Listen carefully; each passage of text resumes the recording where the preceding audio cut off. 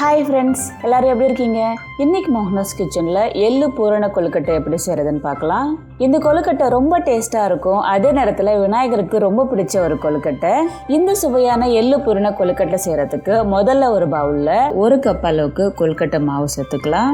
இந்த கொழுக்கட்டை மாவு எப்படி செய்யறதுன்ற டீடைல் வீடியோவை ஏற்கனவே நான் என்னோட சேனல்ல அப்லோட் பண்ணியிருக்கேன். and அதோட லிங்கை நான் டிஸ்கிரிப்ஷன்ல கொடுக்குறேன். தேவைப்படுறவங்க கண்டிப்பா பாருங்க. ஒருவேளை உங்களால கொழுக்கட்டை மாவு ரெடி பண்ண முடியல அப்படின்னா நீங்க கடையில வைக்கிற கொழுக்கட்டை மாவோட வாங்கி யூஸ் பண்ணிக்கலாம். அப்படி இல்லைன்னா நீங்க பச்சரிசி மாவு எடுத்தீங்கன்னா இட்லி பாத்திரத்துல ஒரு 15 நிமிஷத்துக்கு ஆவியில வேக வச்சுட்டு எடுத்துக்கோங்க. அடுத்ததுல தேவையான அளவு உப்பு, 1/2 டீஸ்பூன் நெய் சேர்த்துட்டு தண்ணி சேர்க்கறதுக்கு முன்னாடி ஒரு தடவை நல்லா கலந்துக்கலாம். அடுத்து அடுப்பில் தண்ணி நல்லா தளதளன்னு குதிச்சுட்டு இருக்கு. இந்த தண்ணியில இருந்து கொஞ்சம் கொஞ்சமாக மாவில் சேர்த்துட்டு நல்லா பிசைஞ்சிக்கலாம். தண்ணி நல்லா சூடாக இருக்கிறதுனால ஸ்பூன் இல்லைன்னா கரண்டி வச்சு கலந்துக்கோங்க.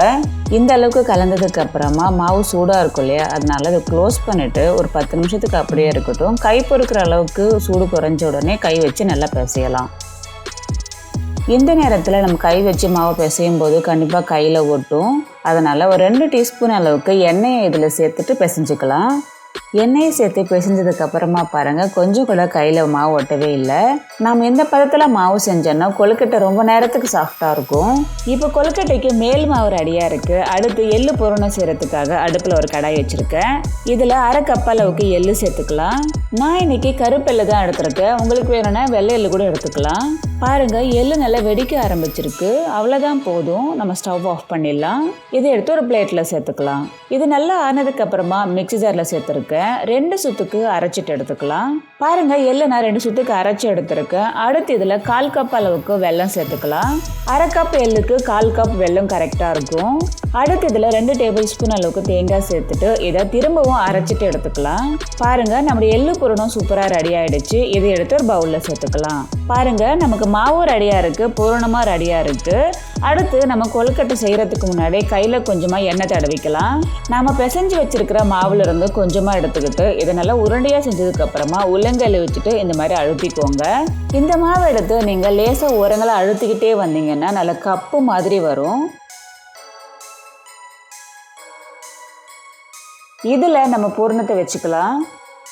பூரணத்தை வச்சுட்டு எல்லா பக்கங்களையும் ஒன்றா சேர்த்துட்டு லேசாக அழுத்தினதுக்கு அப்புறமா இந்த மாதிரி உள்ளங்கையில் வச்சுட்டு நல்லா உருட்டிக்குவாங்க. பாருங்க, ரொம்ப சூப்பராக கொழுக்கட்டை ரெடி ஆயிடுச்சு. அடுத்து கொழுக்கட்டை அச்சுலையும் இந்த மாதிரி எண்ணெய் தடவிக்கோங்க. நம்ம மாவை அப்படியே அச்சில் வச்சுட்டு பரப்புறதுக்கு பதிலாக இந்த மாதிரி கையில் வச்சுட்டு நல்லா பரப்புனதுக்கு அப்புறமா அச்சில் வச்சோன்னா கொழுக்கட்டை செய்கிறதுக்கு ஈஸியாக இருக்கும்.